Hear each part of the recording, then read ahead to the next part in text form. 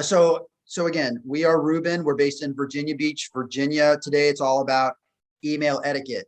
Show of hands, instructors, how many of your students send emails that look like text messages? Show of hands with the hand button, please. I imagine that's why you're here, because over the years, we see the casual nature of email communication and writing in general just continue to slide, right? It keeps going down. We need to bring students back up so they are competitive for opportunities. Too often, a poorly written email can hurt a student's chances right at the start. And the chance of the email being answered, it goes way down. And if the email is not answered, can the student then get into a conversation about an interview, about an internship? If the first email is not answered, does every other opportunity go away? What do you say? And you say yes to that? Tell me in the chat. If the email is poor, does it hurt every future opportunity that may have come from that correspondence? Carrie Ann says yes. Everybody's saying yes. So email is like judging the book by its cover. We have to make that front cover look fantastic to get to the inside. So we're going to go through several lessons today that we will provide to anybody interested as well. We always give out exactly what we cover. How many of you have received resources from us before, from previous sessions? Show of hands or in the chat. We're always giving out stuff we do. It's not just going to stay in this webinar. We want to have it real for you to put it into your classrooms, because that's how the learning will spread. So let me first share my screen and offer up those resources and to let you know about future webinars and just a few things coming up so you know what's going on. Let me get my chat going. All right. So we are going to give out these free lessons for email etiquette that we're going to cover today.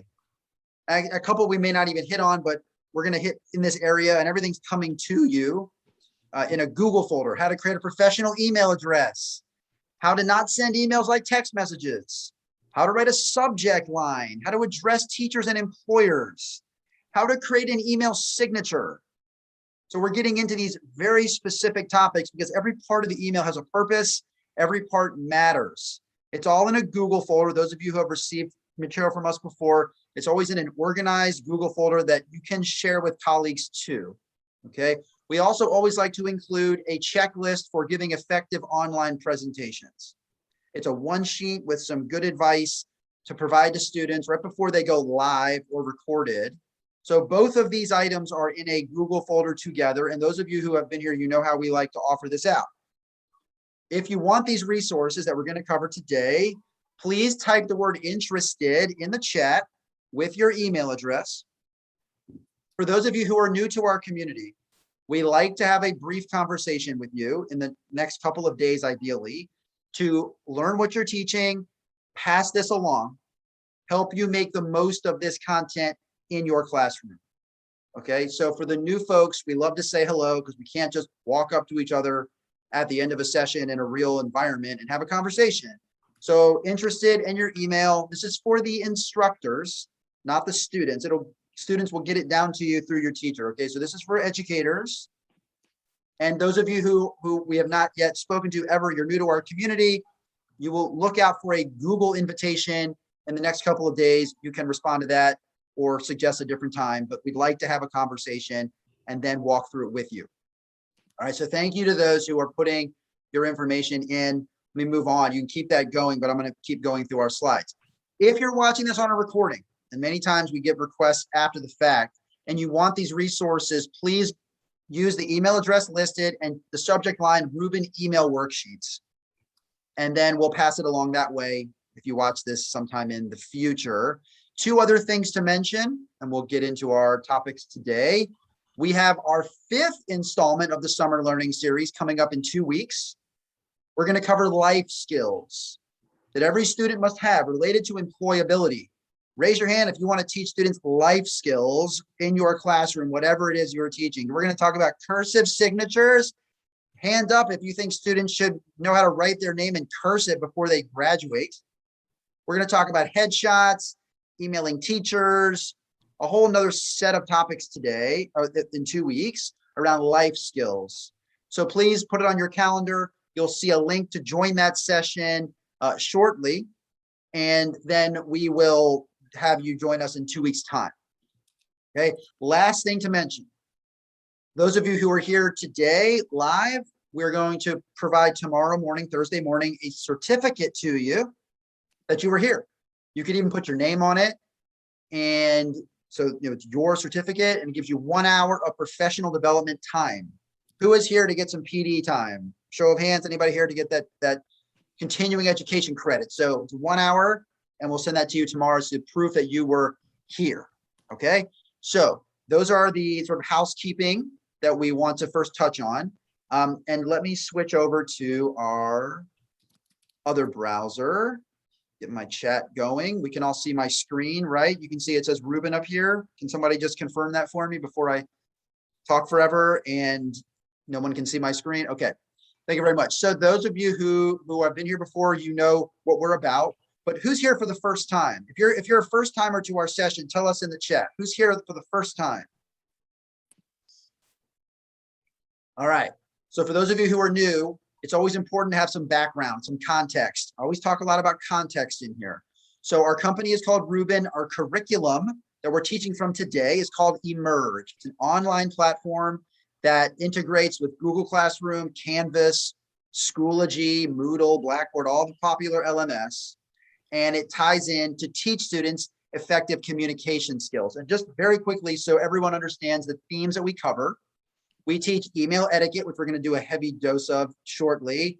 We teach life skills, which we're going to do in 2 weeks. We also touch on inclusion, access, equity, and diversity through the lens of communication. How many of you in your school divisions or universities have inclusion and access as a fundamental component of how you teach? So we get into that too in our own way. We teach phone etiquette and video etiquette. We teach networking skills, resumes, our storytelling cover letter that we covered last session, telling a story of your own hard work, internship and job outreach emails, LinkedIn profiles, job interview preparation. Those of you who are business teachers, we do business idea development, sales writing, website page writing, PR, fundraising communication.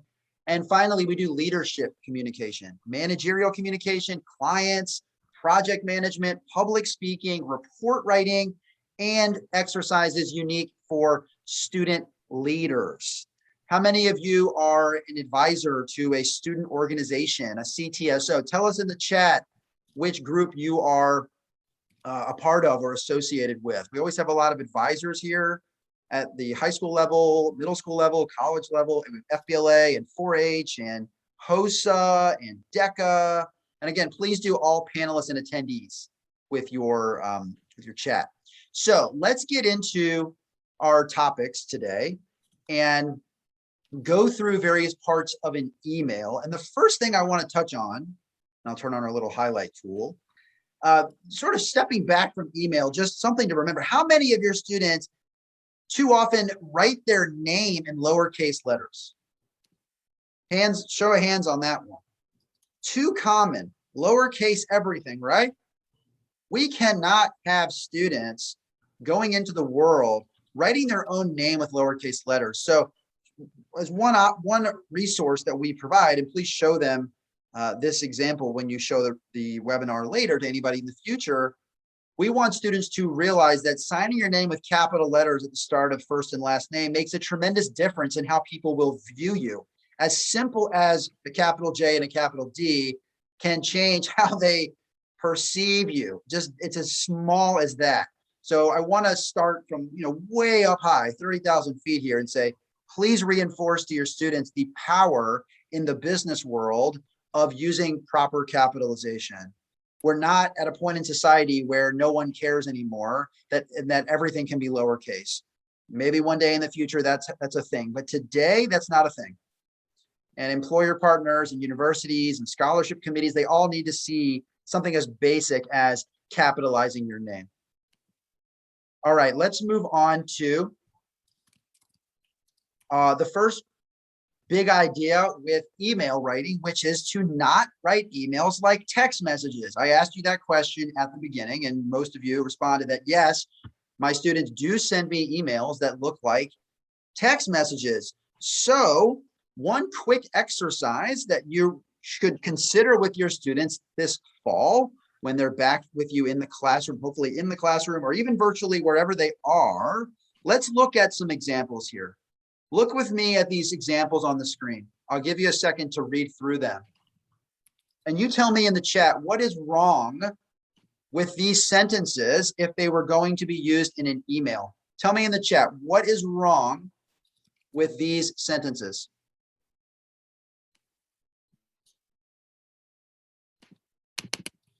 And again, all panelists and attendees, please. Darlene says abbreviations, no capital letters, abbreviations, right? Can you go to the chat, please? Look at this second line. THX for the time today. I appreciate it.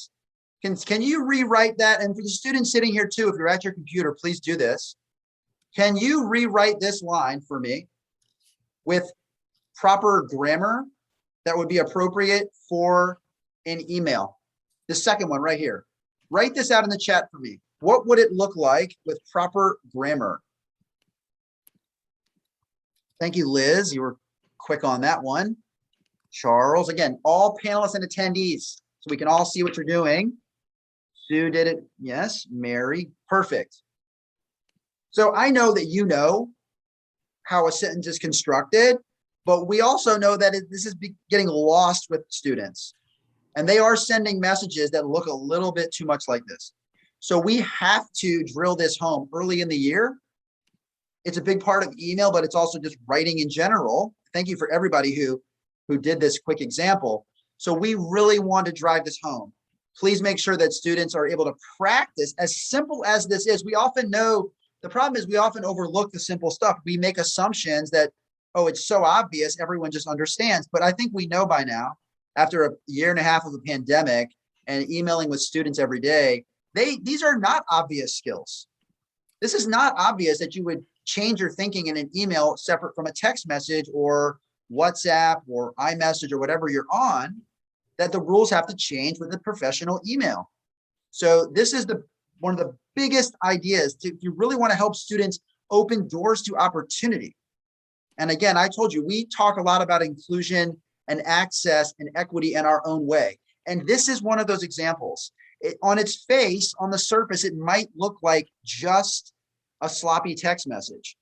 But actually, by rewriting the sentence the way you all did, it opens doors to opportunity because it'll encourage the person reading the message to judge the student more favorably. Raise your hand if you agree with what I'm saying.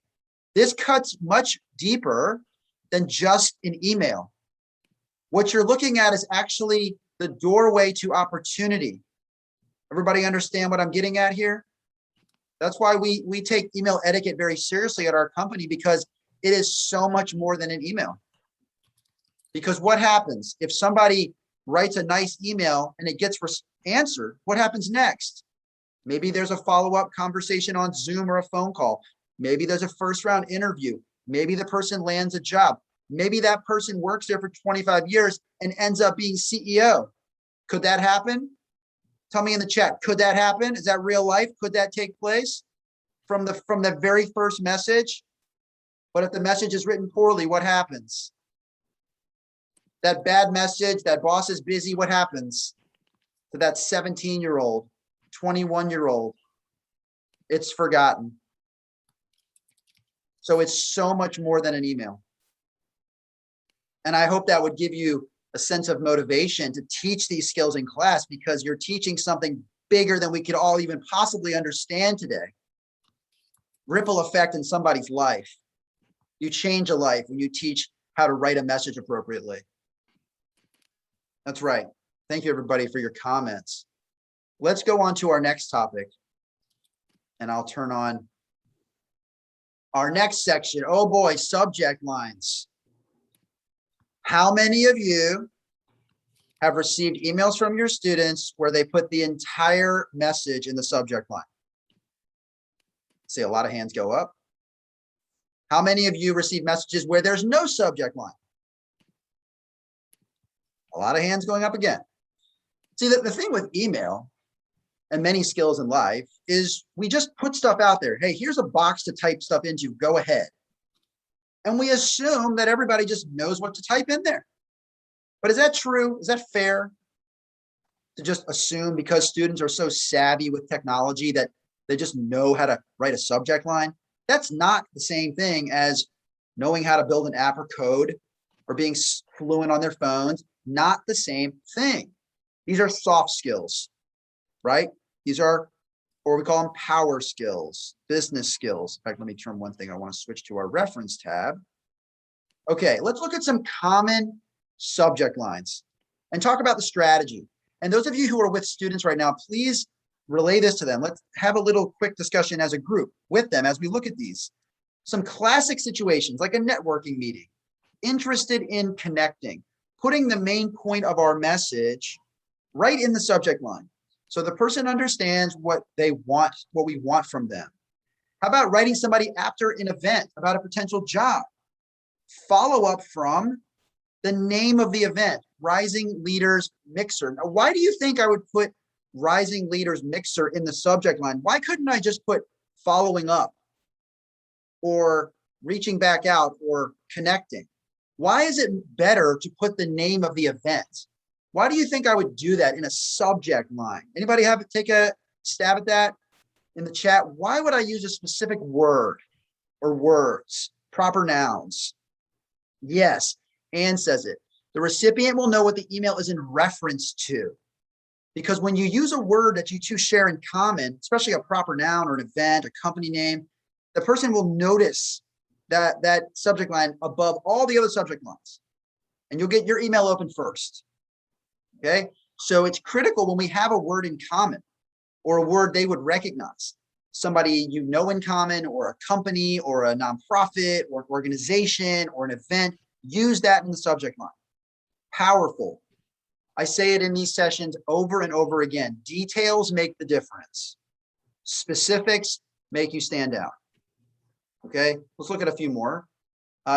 Asking someone to help as a mentor. I need your advice, which is powerful 3 words to make anybody who's busy stop in their tracks and want to help. Looking for job opportunities. Put what you need the advice for. Be upfront, be clear. Asking about an internship. Interested in an internship at, there it is again, the name of the company or organization. If you're writing to a busy person, but you put their company name in the subject line, it instantly looks more authentic and they're more likely to open it. Asking for a letter of recommendation. Very clearly stated. I am writing you to request a letter of recommendation. So they know right up front what they're getting into. Hopefully they still open it. They want to help you. They know you, but you're being clear. You're not hiding the news. I should mention, prior to getting into educational curriculum development, I was a TV reporter for a CBS news station. And one of the biggest no-nos in journalism is when you put the main point of the story too far down. There's a term for that. It's called burying the lead. Has anybody heard that term before? Don't bury the lead. Who's heard that before? Don't bury the lead. This is an example of a journalism technique in real life for anybody. Don't bury the lead. It matters in journalism. It matters in the rest of society and any career. Okay, so we often see journalism techniques infused into these lessons because journalists by nature are good communicators. And those same skills apply for all of us. Okay, so this is subject line creation. And the opportunity is to have students work on their own subject lines for future emails by using these as examples. And we'll pass that along in that Google folder. Okay, let's keep moving. We're going to try to hit a lot of topics today, cover a lot of ground, and just give you a lot of hands-on practical resources. Because as you know, those of you who have been to our sessions before, we do not operate in the clouds, do we? We don't sit here and talk about theory, and this is not a motivational rah-rah session. I mean, I hope it is in some ways, but I want to keep us on the ground, learning how to do like what we're about to do next.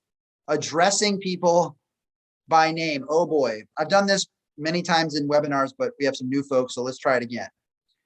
Go to the chat, please, and you show us all the ways students have addressed you in an email inappropriately. What have they called you? Let's see a few examples. How do they address you in an email? Let's see it. Yo, teach. Hey. Hey, dude, hey. Hi. Teacher, miss.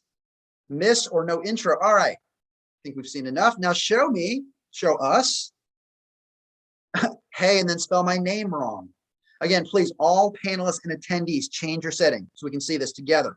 Now, show us how you want students to address you in an email. Let's show us what you want to see. While we do that, I'm going to get my reference open. Yeah. I'm seeing a lot of Dr., Mrs., Ms., Mr., right? You're a doctor. You earned that title, didn't you?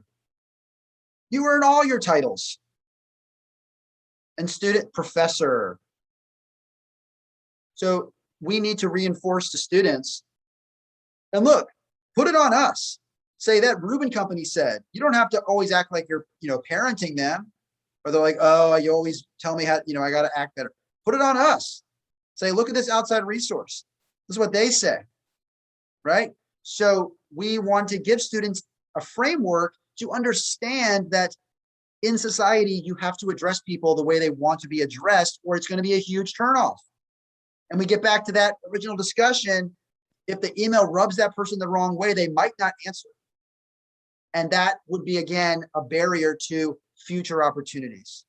So we provide students with a chart based on the student's age and the age of the recipient.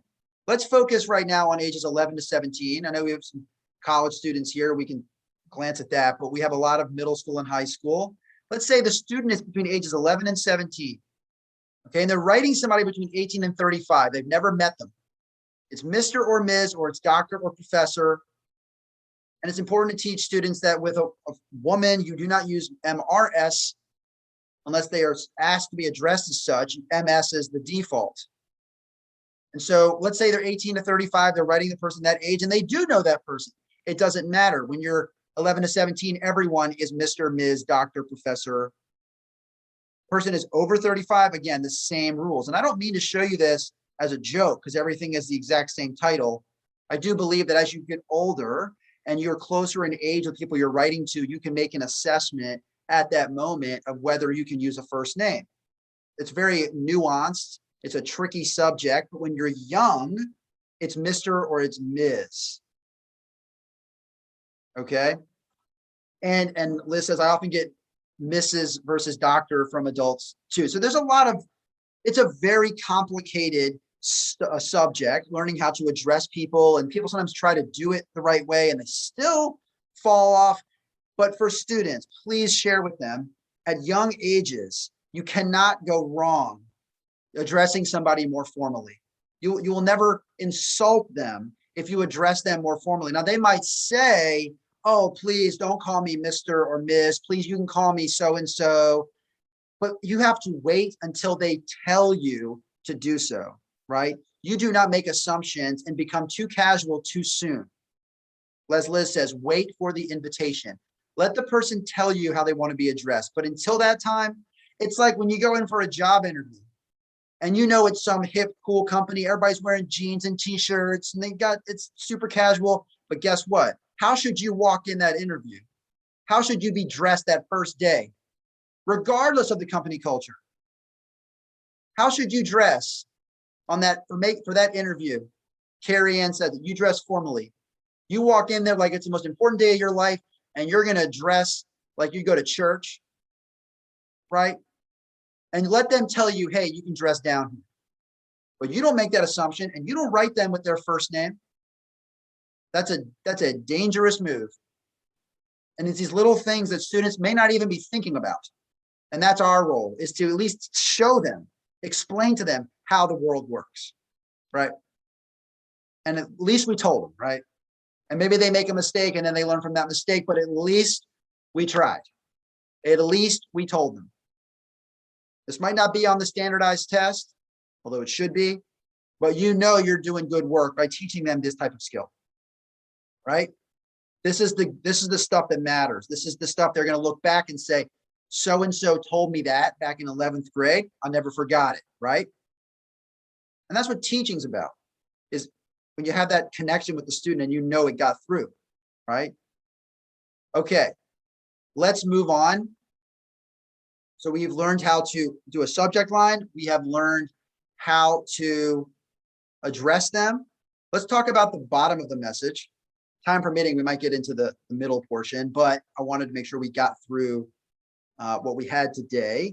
So let's talk about the email signature. How many of you have helped students make an email signature before? I see a few hands. It is, again, something that we assume everyone will just one day make one.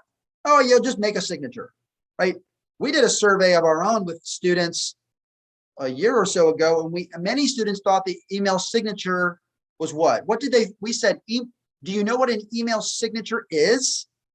And they said, yes, it's a digital signature, right? So they didn't know what it was. So we need to, first of all, define a term and then help them to make a signature. Again, it's another way. I'm going to continue to say this. An email signature is another way to make somebody take you seriously, or they only think it's for an established professional. Not true.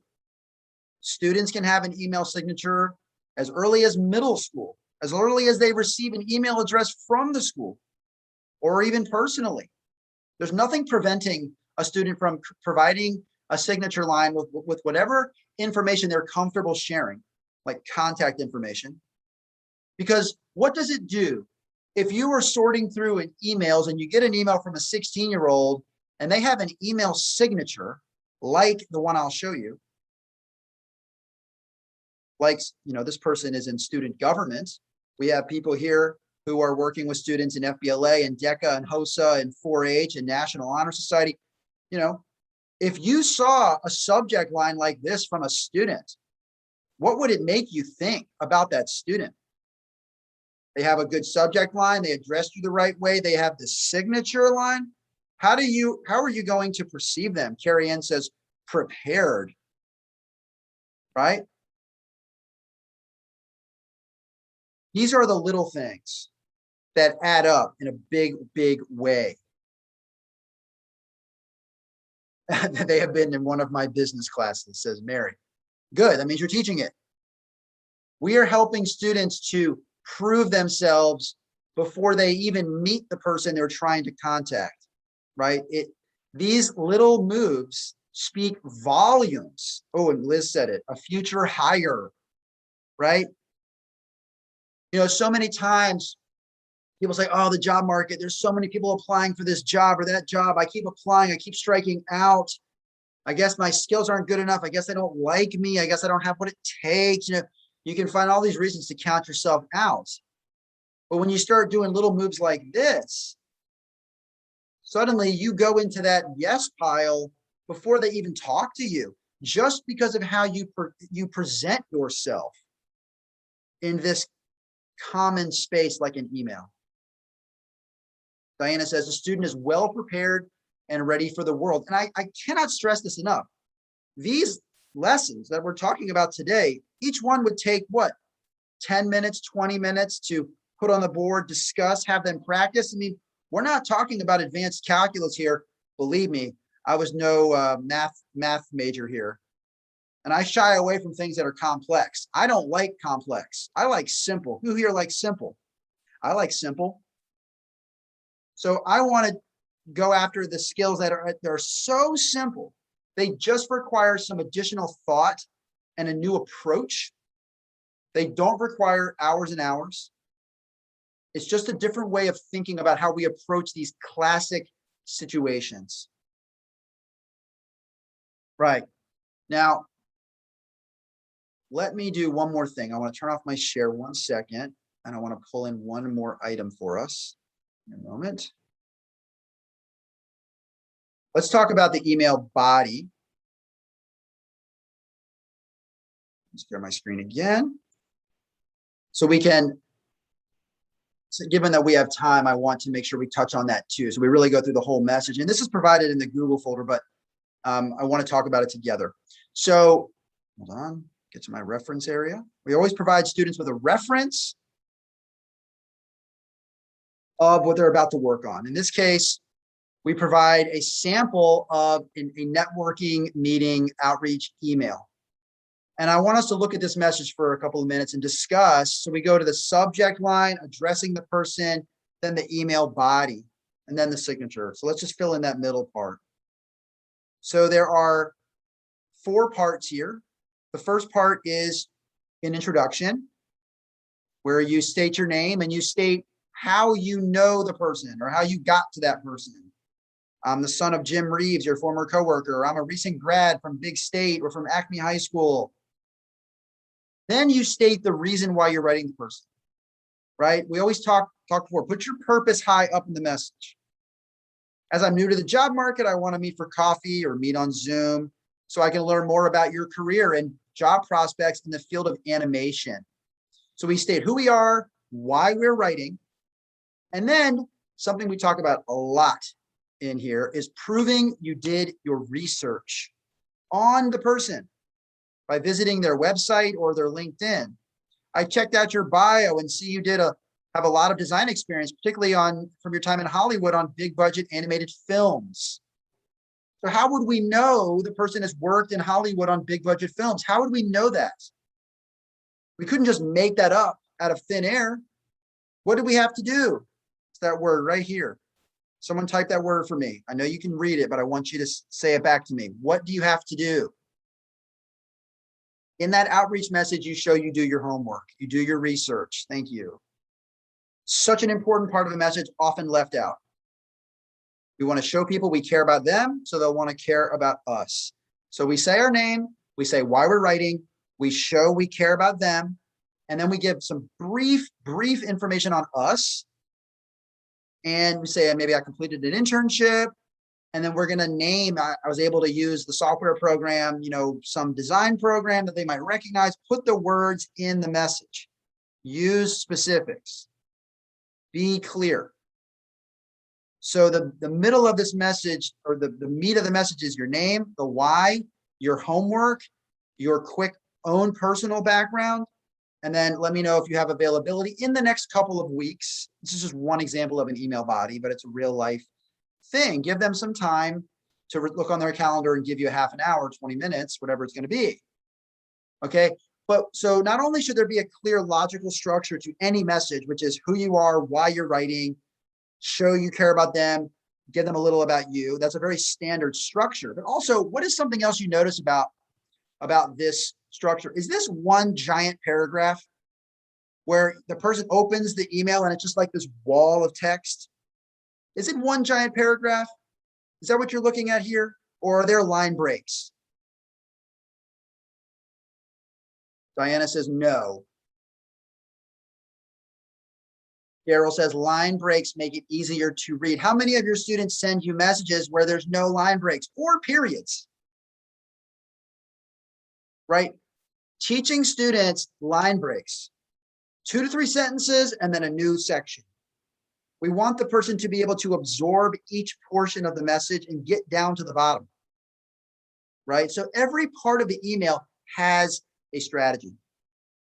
Every part matters. Every part has a purpose, a different purpose. But when you add it all up, it makes for a dynamic outreach, which will hopefully land a response and start a conversation. Email so often is where conversations begin. And you want to get out of email and talk to them, but this is often the first impression. So we've gone through every section and why each one holds value. Now, last thing I want to touch on with respect to diving into email is learning about writing an Instructor. For one classic example, about a poor grade. How many of your students have written you emails about a grade they're unhappy with, and the tone of that email is like, why'd you give me that grade? Right? You can sense the tone in their words. It sounds angry. It sounds rushed. It's probably lowercase. And it's like, whoa, hang on a second. And don't you think they'll translate that behavior to the work world? They'll write a coworker, a boss, a customer with the same tone. So not only should the email structurally look professional, but it also has to feel. You have the right to advocate for yourself. Everyone does. But you don't have the right to choose somebody out. And even if you feel you do, they're not going to appreciate it. So it doesn't matter what you think, right? Nobody wants to be yelled at, especially by somebody younger. Nobody wants to be yelled at, period. We all face challenges. We have to work through things, but there's a way to do it, especially in the professional arena. You got to keep it up here, right? Who agrees with me? You got to keep everything up here. You can't show your cards. You can't get mad. You can't fire off. You just have to work through it. Okay. And I'm looking at some comments. Well, we missed Mary. Please use all panelists and attendees. Mary says she's been sworn at. The student cursed at her. Sunny says students use all caps to demonstrate their frustration.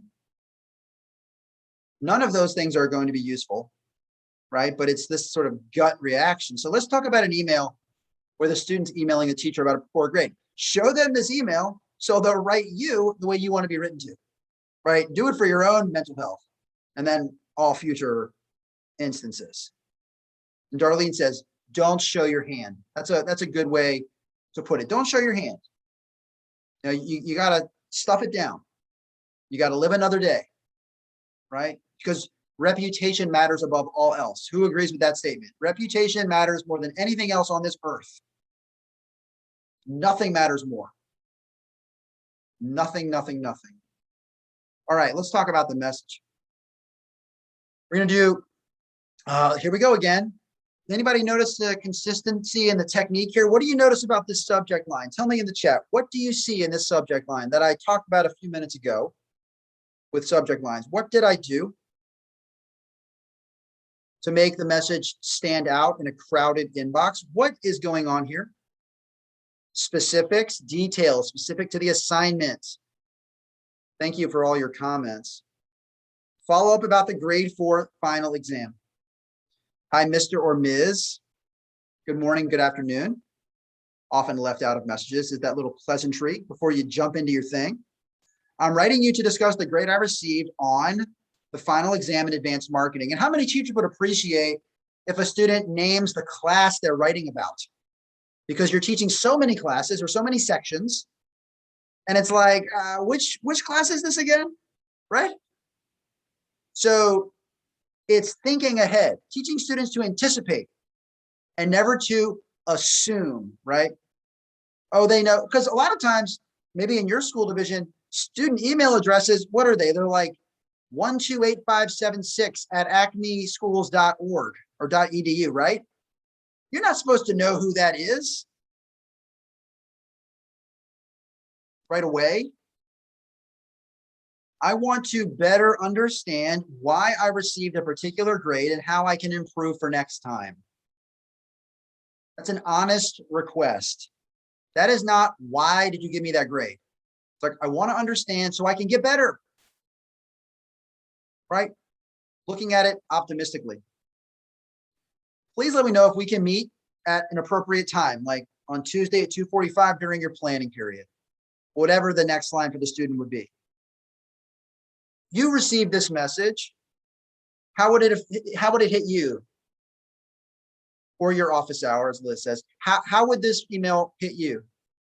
Would you be turned off by it? Would you say, okay, I'll respond to it?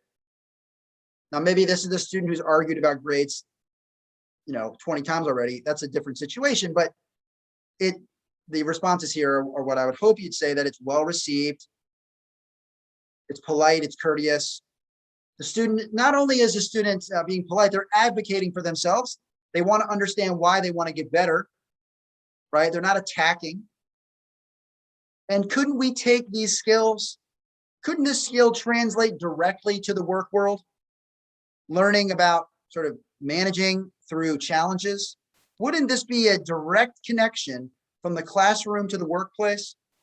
This exercise is not just limited to advanced marketing in 11th grade. This is a life skill, is it not? This is life skills.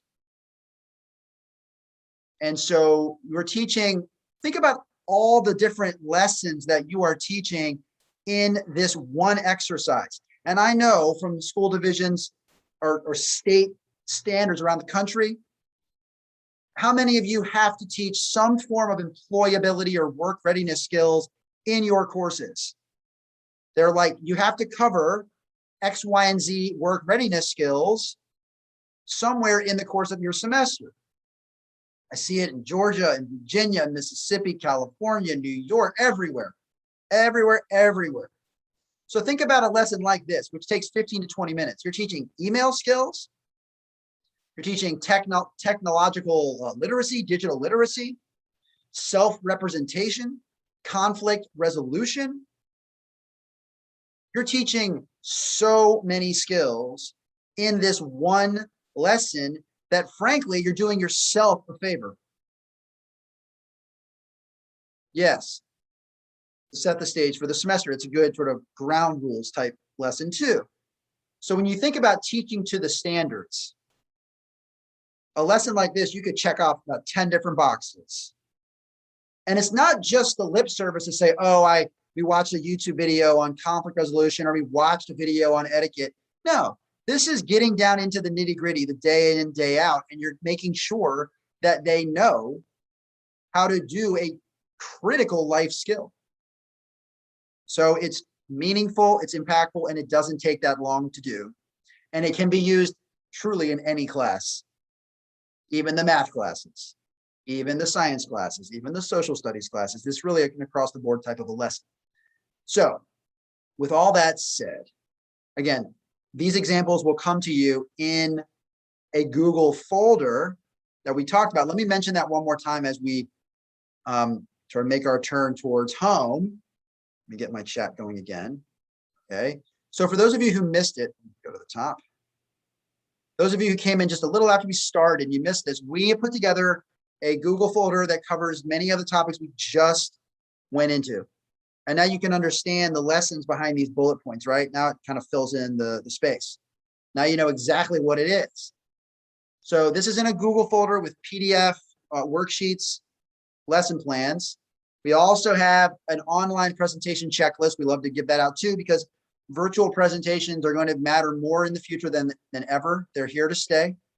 And we want students to have a quick guide on how to look their best and sound their best before they go live. Okay, so both of those items, for those who missed it, please type interested in the chat with your email address. And we'll pass these along. It's free. That's it. It's always free. But for those of you who are new to our community, we like to have a brief conversation, ideally in the next 2 days, so we can explain the content, learn what you teach, help you bring it into your classroom. Okay, so we will send you a member of our team will send you a Google invitation with a time. If it doesn't work, just suggest a new time. It's a brief call. Just want to fit this in before the weekend so you have what you need and you can share it with your colleagues and you can make this information part of who you are in your classrooms this fall. Okay. Lastly, if you're watching this on a recording, we still have the resources available. Type in support@rubineducation.com with the subject line Rubin email worksheets. We'll pass it along. Okay.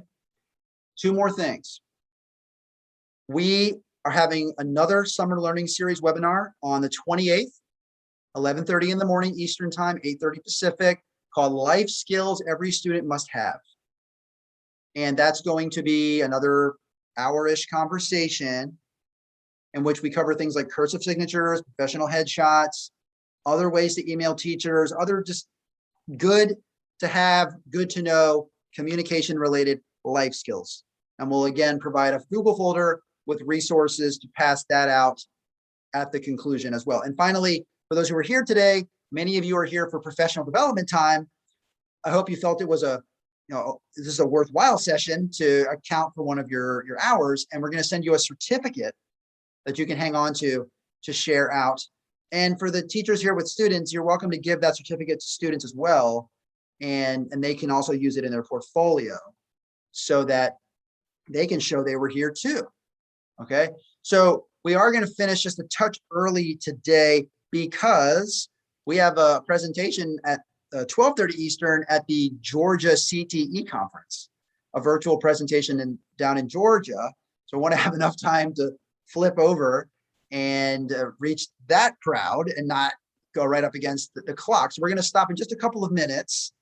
Don't worry, it still counts as an hour from me. If you need a letter to say it was an hour, ask me for a letter. But I want to answer any final questions about what we did today, any other topics that you want us to cover related to email writing that we didn't touch on. We're always looking for new ideas, listening to the educators, delivering it back. So if there are other email topics you'd love to see us address, please put it in the chat. If you have any questions, put it in the chat. Okay? Because everything we do, everything we make, everything we give out, we deliver is all based on what you are asking for. Trust me on that. It is an endless feedback loop. And we want to give you what you need, not what we think you need, what you're telling us you need. And for the students who are going through like entrepreneurial classes, to me, that's the whole game, is if we listen to the audience, truly listen, and we deliver what it is you need, then hopefully we're always in the right and we will provide value to you and not assume you need something that you may not actually care about. So thank you to everybody for your nice comments, and thank you to those who had requested materials. For the new folks, please check your email later today. Look for an invitation from us. Keep an eye on your email. Question, our previous webinars, yes, Mac, if you don't mind, can you put the web address for our webinar page in the chat? We have all previous webinars on a big page on our website.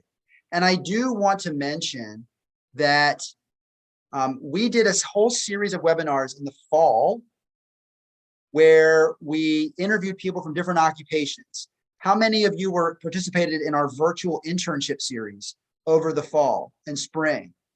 I think, yeah, that's the registration page. That's fine. I'll put I think I know what they were asking for. I'll put the link to the link.